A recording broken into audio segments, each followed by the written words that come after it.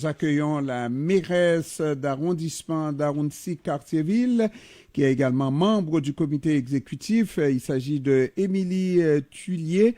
Bon après-midi, Madame Tullier. Bonjour. Ça va bien? Ça va bien, merci et vous? Oui, ça va toujours bien, surtout que vous nous apportez une bonne nouvelle. Un sommet sur, vous l'avez appelé sommet sur les cônes oranges, non? Un sommet sur les chantiers, mais vous Sur avez les... raison qu'on a bien discuté des cônes oranges aussi. ouais, sur les chantiers. Alors, j'aurais le goût de poser la question pour être méchant, mais je ne peux pas être méchant avec vous, ma mairesse. Pourquoi on ne peut pas tout simplement décider de changer les choses? Pourquoi ce sommet-là? Pourquoi c'est obligatoire de faire ce sommet-là? Oui, ben vous avez raison. Il y a plusieurs réponses. La première, par exemple, pour les cônes oranges. Nous, là, puis je pense que là, tous vos auditeurs vont être d'accord avec moi, nous, on trouve qu'il y a trop de cônes oranges et qu'ils sont trop gros. Même Parce vous, que, même vous aussi.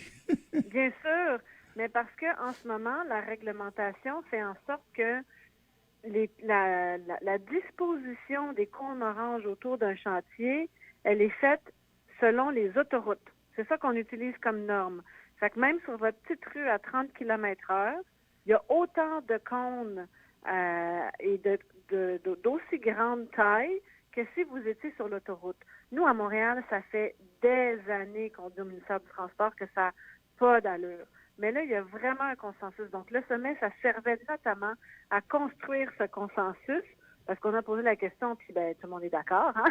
À construire ce consensus que nous devons travailler avec le ministère des Transports pour que le ministère des Transports modifie, c'est ce qu'on appelle le tome 5 là, dans le jargon, donc nous donne la possibilité en ville d'utiliser des bollards plus petits quand c'est nécessaire et d'en mettre moins.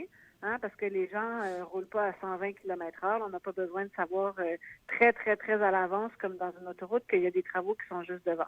Donc, ça, c'est vraiment la première chose. C'est pourquoi on avait besoin d'aller chercher un consensus fort pour pouvoir négocier avec le ministère des Transports.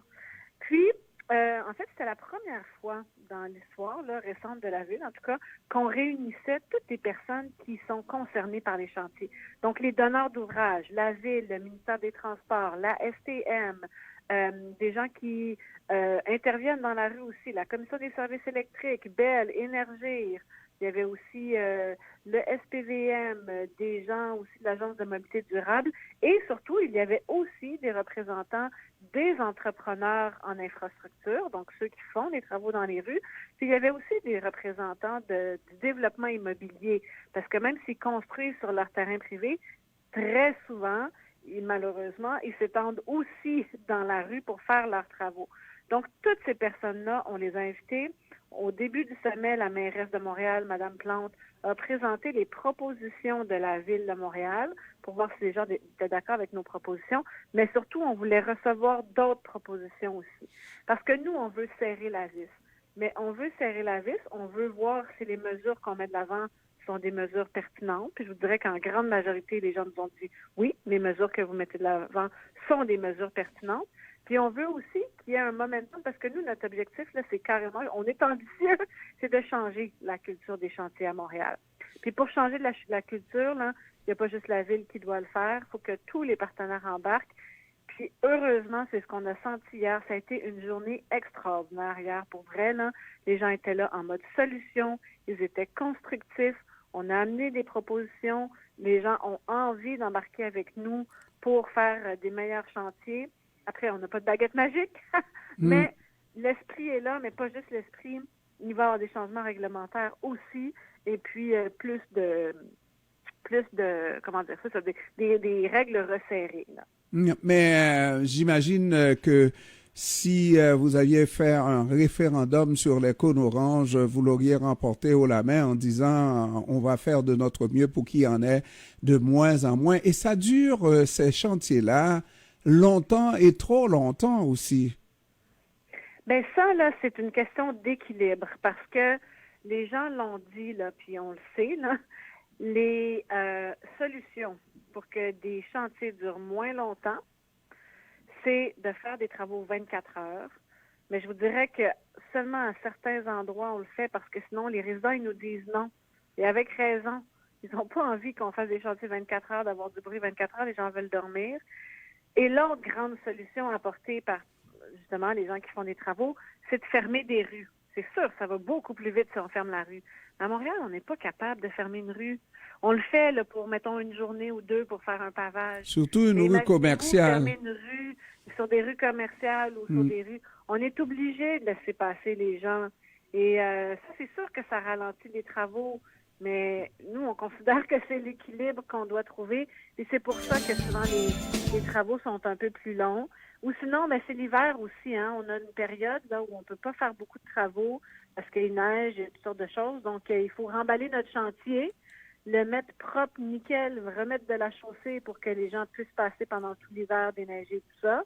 Puis là, ben, si on n'avait pas fini, ben, il faut revenir au chantier pour terminer. Donc, tu sais ça, il y a des choses incompressibles, là. Mais oui, on souhaite quand même faire en sorte que les entrepreneurs fassent les travaux le plus rapidement possible. Puis on va essayer de voir qu'est-ce qu'il pourrait avoir comme autre solution. Mais j'ai appris quelque chose dans cette entrevue. Je ne penserais jamais, parce que lorsque j'ai parlé de Cône Orange avec un porte-parole, soit du ministère des Transports ou de la Ville de Montréal, on m'a déjà dit que les cônes, c'est autre chose. C'est des contracteurs et de divers horizons, n'est-ce pas? Et puis, bon, bref, tout le monde ne se parlait pas. Celui qui fait le chantier a des cônes de tel contracteur et ce contracteur-là va venir chercher ses cônes peut-être 2 mois après la fin du chantier, de sorte que les cônes restent toujours en place, même si le chantier est terminé. Ah, ça, c'est vraiment quelque chose qu'on veut arrêter. Et d'ailleurs, on avait proposé 12 heures. Puis là, les gens nous ont dit, ben là, 12 heures, là, c'est comme un peu trop strict. Puis des fois, 12 heures, ça peut tomber dans la nuit. Peut-être que les gens verront pas là, qu'on s'installe. Donc, on a mis 24 heures. Donc, et ça, c'est les règles là, qu'on souhaite changer dès cet été. Quand quelqu'un commence un chantier, il n'y a pas le droit de venir plus de 24 heures à l'avance pour installer sa signalisation, pour venir s'installer. Puis quand il a fini son chantier, 24 heures après, toute la signalisation et les comptes doivent être partis. Fait que ça, c'est vraiment un de nos grands objectifs pour cette année. Et aussi, en fait, c'est vrai ce que vous dites. Je ne sais pas à quel point c'est malheureux ou heureux, mais c'est comme ça que fonctionne le domaine de la construction en ce moment. Des gens qui utilisent, qui font, qui installent et qui désinstallent les comptes, la signalisation et tout ça, ce sont souvent des sous-traitants. Mais là, on est responsable de nos sous-traitants. Donc, les entrepreneurs vont devoir être responsables de leurs sous-traitants. Nous, la Ville de Montréal, on ne donne pas un contrat à un sous-traitant, là. On donne un contrat à un entrepreneur. Lui, il est responsable de tout. Fait que s'il utilise des sous-traitants pour faire X, Y partie du contrat, ben c'est à lui de les surveiller. Et finalement, on a une entente de tous ces intervenants dans le dossier des chantiers à Montréal.